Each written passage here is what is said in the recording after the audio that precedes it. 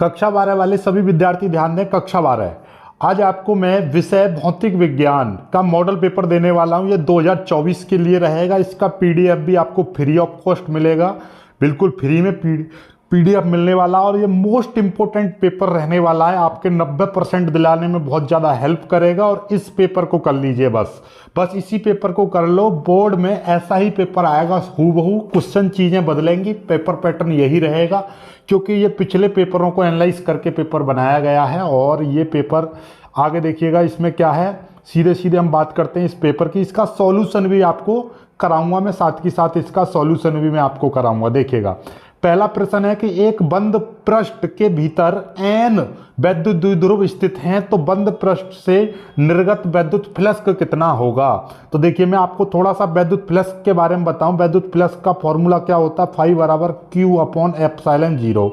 अब इसमें वैद्युत द्विध्रुव n है, मान लीजिए 5, 6, 10 कितने भी वैद्युत द्विध्रुव हैं। एक जो वैद्युत द्विध्रुव होता है उसमें -q कूलम और +q कूलम दो आवेश होते हैं। दोनों का यदि मैं बात करूं, नेट आवेश कितना हो जाएगा, 0, क्योंकि जितना पॉजिटिव होता है उतना ही नेगेटिव होता है। तो कुल मिलाकर बात ये समझ लीजिए कि ये वैद्युत फ्लक्स का फॉर्मूला Q/ε0 है। और यहाँ पर आपका 0 रख जाएगा, तो 0 में ε0 का भाग करेंगे तो टोटल 0 हो जाएगा। तो इसका राइट आंसर क्या हो जाएगा, राइट आंसर इसका 0 हो जाएगा, 0। आगे देखिएगा, अगला प्रश्न है कि 1 वोल्ट विभवांतर पर त्वरित करने पर इलेक्ट्रॉन की ऊर्जा कितनी होती है। सिंपल सी बात है कि यहाँ पर V बराबर 1 दे दिया है और Q बराबर क्या है कि 1 इलेक्ट्रॉन, यानी कि 1 इलेक्ट्रॉन। तो इस तरीके का जो बनता है, तो परिभाषा 1 इलेक्ट्रॉन वोल्ट की परिभाषा ये होती है कि यदि किसी 1 इलेक्ट्रॉन को 1 वोल्ट विभवांतर से त्वरित किया जाता है तो उसकी जितनी ऊर्जा होती है उसको हम 1 इलेक्ट्रॉन वोल्ट बोलते हैं। समझ में आ गई बात। तो ये 1 इलेक्ट्रॉन वोल्ट कहलाएगा, सिंपल सी बात है। आगे देखिएगा, अगला प्रश्न है कि यदि एक आवेशित कण के प्रारंभिक वेग की दिशा चुंबकीय क्षेत्र की दिशा के ना तो समांतर है और ना लंबवत है, तो इसका क्षेत्र का पथ कैसा होगा। आपको पता है कि जब कोई आवेशित कण किसी चुंबकीय क्षेत्र के लंबवत, यानी चुंबकीय क्षेत्र के लंबवत यदि प्रवेश करता है तो उसका जो पथ होता है वो वृत्ताकार होता है। लेकिन यहाँ पर क्या है, ना तो लंबवत है ना समांतर है, तो उसका पथ कैसा होगा, एक सरल रेखा में होगा, एक सरल रेखीय पथ होगा। समझ में आ गई बात। चलिएगा आगे बढ़ते हैं। यदि 2 लेंस हैं जिनकी शक्तियां 4D और -2D है और वो संपर्क में रखे हैं, तो उनकी फोकस दूरी कितनी होगी। फोकस दूरी के लिए बात की जाए, पहले तो इनको देख लो, यानी कि +4 और -2 टोटल मिला के कितना हो जाएगा, +2 बचेंगे। 4 में से 2 गए तो 2 बचेंगे, ठीक है। 2D बचे, 2 डायोप्टर। तो फॉर्मूला होता है कि 100 डायोप्टर, जितनी क्षमता होती है उसको नीचे +2 आ रही थी, 2 से ये काट देंगे तो +50 सेंटीमीटर आ जाएगी। +50 centimetre is the right answer. आगे देखिएगा, किसी कृष्ण पिंड का ताप 27 डिग्री सेंटीग्रेड से 327 सेंटीग्रेड कर दिया जाता है, तो उसके ऊर्जा स्तर की उसके ऊर्जा उत्सर्जन की दर क्या होगी। देखिए, मैं आपको बता दूं, पहले इसका टेम्परेचर देख लो, यहाँ से यहाँ तक कितना बढ़ा। तो 27 का मतलब क्या हो जाएगा, 27 का मतलब है आपका, इसको केल्विन में, यानी केल्विन में बदलने के लिए 373 जोड़ देंगे। 27 में 373 जोड़ेंगे तो कितना हो जाएगा, ये आपका यानी कि इसको केल्विन में हम जोड़ते हैं तो इसमें से 373 इसमें हम 27 में कितना जोड़ेंगे, +273 हम इसमें जोड़ देंगे तो ये 300 हो जाएगा। समझ में आ गई बात। 273 हम जोड़ देंगे, ठीक है, तो 300 हो जाएगा। ऐसे ही 327 में हम 327 में प्लस कर देंगे 273। देखिए, अब आपको मैं एक चीज़ समझाऊं कि ये 27 डिग्री सेंटीग्रेड है, तो हम इसमें क्या करेंगे, 273 ऐड कर देंगे। जब इसमें करेंगे तो ये कितना हो जाएगा, 300 हो जाएगा आपका, ठीक है। ऐसे ही 327 में 273 हम इसमें ऐड कर देंगे। 273 जब हम ऐड करेंगे इसमें तो ये कितना हो जाएगा, ये आपका 600 हो जाएगा। तो यानी कि यहाँ से यहाँ तक टेम्परेचर कितना बढ़ा है, कि टेम्परेचर 2 गुना कर दिया है, टेम्परेचर 2 गुना कर दिया है। तो हमेशा याद रखिएगा, जब ऊर्जा उत्सर्जन की दर निकालते हैं तो वो हमेशा टेम्परेचर की घात की 4 गुनी होती है ऊर्जा उत्सर्जन की दर। तो इसका टेम्परेचर की घात, तो टेम्परेचर कितना बढ़ा है, टेम्परेचर 2 गुना हो रहा है, तो इसकी 4 घात कर देंगे तो कितना हो जाएगा, दो गुणा दो गुणा दो गुणा दो, तो टोटल मिला के 2 दूनी 4 दूनी 8 दूनी 16, तो कितना हो जाएगा, उसकी ऊर्जा उत्सर्जन की दर उसकी कितनी हो जाएगी, 16 गुनी हो जाएगी। तो 16 गुनी इज द राइट आंसर। 16 गुनी कौन सा है इसका राइट आंसर 16 गुनी। ठीक है, चलिएगा आगे। एक है कि हाइड्रोजन परमाणु के भूतल यानी कि प्रारंभिक अवस्था में इतने इलेक्ट्रॉन वोल्ट ऊर्जा है, तो n बराबर 3 में इसकी ऊर्जा कितनी होगी।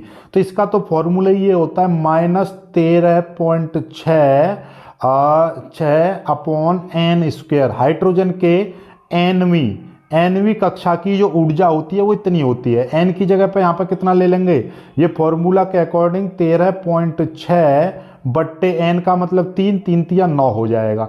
9 का जब इसमें भाग करेंगे तो कितना आ जाएगा, first is the right answer बन जाएगा। समझ में आ गई बात। इसका बाकी मैं इसका सॉल्यूशन कराऊंगा तो वहां पर मैं आपको सारी चीजें समझा दूंगा बोर्ड पर। आगे देखिएगा, अगला ये जो प्रश्न है दूसरा है, किसी आवेशित कण के भार को एक वैद्युत क्षेत्र द्वारा किस प्रकार संतुलित किया जाता है। तो आपको पता ही होगा EQ बराबर mg, ये वाला फॉर्मूला आपने देखा होगा। EQ बराबर या QE बराबर mg, ये वाले फॉर्मूले से संतुलित किया जाता है। सेल का आंतरिक प्रतिरोध क्या होता है ये आपको बताना है। सेल का आंतरिक प्रतिरोध यानी कि E बराबर V प्लस स्मॉल IR जो होता है, तो इस R का परिभाषा लिखनी है आपकी। ठीक है, अगला प्रश्न है कि किसी चुंबकीय क्षेत्र के मान गॉस और टेस्ला में क्या अंतर होता है। ठीक है, ये आपको बताना है। सूक्ष्मदर्शी की विभेदन क्षमता से क्या तात्पर्य है, इसका सूत्र लिखना है आपको। अगला प्रश्न है, एक छिद्र से होकर प्रकाश के विवर्तन के प्रयोग में किन प्रकाश तरंगों के बीच अध्यारोपण होता है, ये आपका क्वेश्चन है। बहुत ही शानदार, एक एक नंबर का सूक्ष्म रूप में लिखना है। ठीक है, प्रथम कक्षा की त्रिज्या मान लें। देखिएगा स्पेक्ट्रम, ये कह रहा है हाइड्रोजन स्पेक्ट्रम में इलेक्ट्रॉन की प्रथम बोहर कक्षा की त्रिज्या का मान लिखना है, यानी कि उसका सूत्र लिख दीजिए। आगे देखिएगा, एक कूलाम आवेश में कितने इलेक्ट्रॉन होते हैं, ये आपसे पूछा है। बहुत ही शानदार प्रश्न है, काफी बार हमने कराया है। धातु के मुक्त इलेक्ट्रॉन के श्रांतिकाल और अपवाह वेग को परिभाषित करो और इनमें आपसी संबंध स्थापित करो। संबंध स्थापित करने की जरूरत नहीं है क्योंकि 2 नंबर का सवाल है, इसमें केवल सूत्र लिखना है।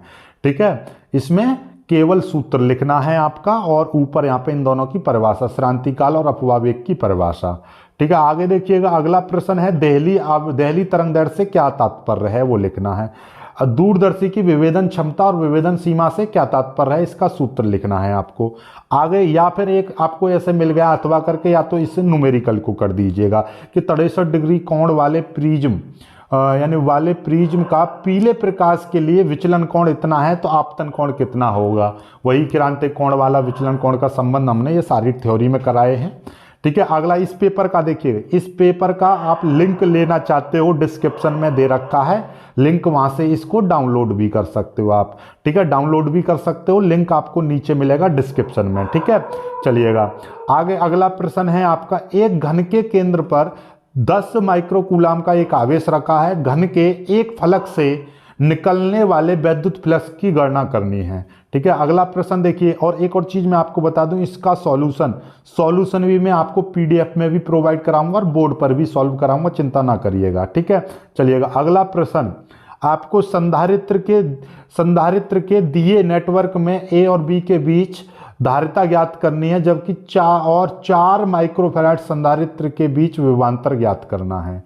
यानी कि इसमें एक नेटवर्क मैंने यहाँ पे दिया नहीं है, तो ये मैं बोर्ड पर कराऊंगा, तब आपको समझ में आ जाएगा कौन सा चित्र है। ठीक है, आगे देखिएगा, अगला प्रश्न, 10 व 20 सेंटीमीटर आंतरिक व बाह्य त्रिज्या वाले 1 मीटर लंबे खोखले बेलनाकार पाइप का प्रतिरोध ज्ञात करो। पदार्थ की प्रतिरोधकता 2 × 10⁻⁸ ओम मीटर है। बहुत ही शानदार प्रश्न है। आगे देखिएगा, अगला प्रश्न कि एक लंबे क्षैतिज तार को इस प्रकार मोड़ा गया है कि इसमें 10 सेंटीमीटर त्रिज्या का एक लूप बन जाए। यदि इस तार में 8 एम्पियर की धारा प्रवाहित हो तो लूप के केंद्र पर चुंबकीय क्षेत्र का मान कितना होगा। बहुत ही शानदार प्रश्न है। यहाँ पे देखिएगा, स्वयं प्रेरण गुणांक की परिभाषा लिखनी है, इसका मात्रक भी लिखना है आपको। ठीक है, अगला प्रश्न है आपका कि जल से भरे जार में खाली परख नली को तिरछा खड़ा करने पर वह चांदी की तरह चटकीली दिखाई दे पड़ती है, ऐसा क्यों होता है? ठीक है, ये आपसे पूछा, बहुत ही शानदार शानदार प्रश्न। आगे देखिएगा, यंग के प्रयोग में फ्रिंज की चौड़ाई का सूत्र यानी सवाल करना है। आगे प्रकाश वैद्युत उत्सर्जन के आइंस्टीन के समीकरण को प्राप्त करना है। आगे देखिएगा, हाइड्रोजन परमाणु के वर्ण क्रम में बामर श्रेणी की प्रथम रेखा की तरंग दैर्ध्य की गणना करनी है। बहुत ही शानदार तरीके से हम इसका कराएंगे डेरिवेशन। आगे देखिएगा, धातु के दो गोलों का व्यास इतने और इतने सेंटीमीटर है, समान विभव तक आवेशित किया गया है, तो गोलों पर आवेश के पृष्ठ घनत्वों का अनुपात आपसे पूछा है।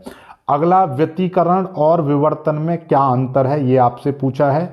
छठा प्रश्न है, संधारित्र की धारिता को परिभाषित करो और समांतर प्लेट संधारित्र की धारिता क्या व्यंजक प्राप्त करना है। अगला प्रश्न देखिए, बहुत ही शानदार प्रश्न है। ये प्रश्न क्या कह रहा है, ये देखिएगा, ये प्रश्न कह रहा है कि V वोल्ट विभवांतर से त्वरित होकर सरल रेखा में गति करते हुए द्रव्यमान m तथा आवेश q का एक कण अपने पथ के लंबवत एक समान चुंबकीय क्षेत्र में प्रवेश करता है। इस कण के वृत्तीय पथ की त्रिज्या के लिए व्यंजक की उत्पत्ति करो। बहुत ही शानदार सवाल। देखिएगा, अगला आपका विद्युत चुंबकीय प्रेरण से आप क्या समझते हैं? विद्युत चुंबकीय प्रेरण संबंधी फैराडे के नियम लिखने हैं। 5 नंबर में बताओ, यही काम करना है।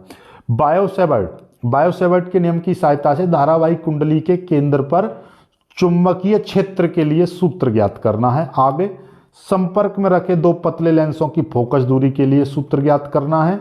आगे एक ये न्यूमेरिकल दे दिया है। आगे केंद्रीय उच्चिष्ट और निम्नतम के लिए ये एक न्यूमेरिकल दे रखा है, स्क्रीनशॉट ले लीजिएगा। और ये देखिएगा, यहाँ में अथवा भी दे रखा है, हाइजेन के तरंग सिद्धांत के आधार पर प्रकाश के अपवर्तन की व्याख्या करनी है। या फिर इसमें भी एक अथवा दे दिया है मैंने कि पीएन संधि डायोड का अर्ध तरंग डिस्टकारी के रूप में कैसे प्रयुक्त किया जाता है। तो ये आपका क्वेश्चन हो गए। ये आपको सारा कुछ पीडीएफ में मिलेगा, लिंक आपको नीचे डिस्क्रिप्शन में दे रखी है, जाकर चेकआउट करो, देखो और वीडियो को लाइक करके शेयर कीजिएगा। ठीक है, और हाँ, इसका सॉल्यूशन, इसका जितने भी न्यूमेरिकल्स हैं याद से समझ लीजिएगा।